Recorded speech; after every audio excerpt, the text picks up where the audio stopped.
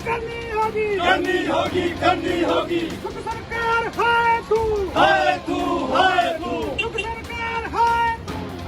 आज भारतीय जनता पार्टी के कार्यकर्ताओं ने बठाड़ में अपनी मांगों को लेकर के यहाँ रोष प्रदर्शन किया, रैली निकाली और इस सरकार से मांग की कि जो बठाड़ के अंदर पीएससी की घोषणा हुई थी और उस नोटिफिकेशन को निरस्त किया गया, उसको डिनोटिफाई किया गया, उसको जल्दी बहाल करें। और साथ में हमने ये भी मांग की कि यहाँ पर दुर्गम क्षेत्र है, बैकवर्ड एरिया है, तो यहाँ पर अनुभाग जेई सेक्शन की पोस्ट ग्रेड की थी, विभाग का जेई यहाँ बैठना था इलेक्ट्रिसिटी विभाग का, और विभाग ने प्रक्रिया भी की थी, ऑफिस भी खोल दिया था, उसको भी डिनोटिफाई कर दिया, जिस कारण इलाके में बिजली की बड़ी दिक्कत है।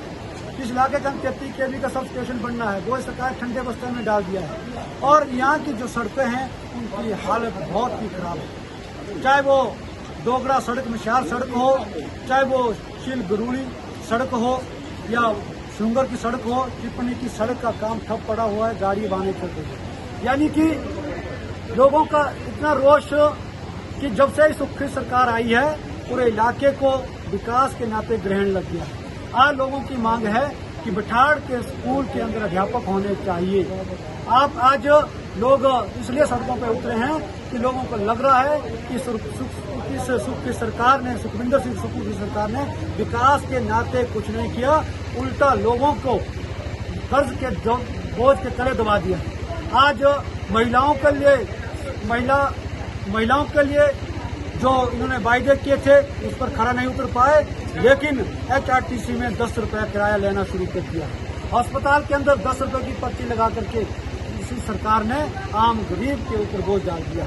अब पानी के बिल आ रहे हैं, बिजली के बिल आ रहे हैं। चुनावों के वक्त वायदे तो बहुत कुछ किए थे, लेकिन धरातल पे अब काम कुछ नहीं कर रहे हैं। इसलिए पूरे क्षेत्र के अंदर लोगों में आक्रोश है।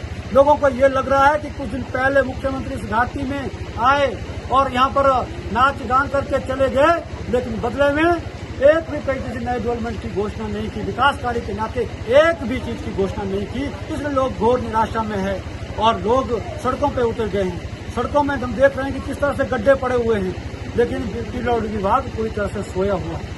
इसलिए आज जनता रुष्ट हो गई है और आने वाले समय में जनता और जागरूक होकर के अपनी मांगों को आने वाले समय में, चाहे पंजाब में बड़ा प्रदर्शन करना हो या कहीं और करना हो, तो जनता चाहती है कि हमारी मांगों पर गौर करें, नहीं तो यहाँ से शुरू हुआ ये आंदोलन आगे बढ़ेगा और पूरे विधानसभा के अंदर एक उग्र रूप लेगा।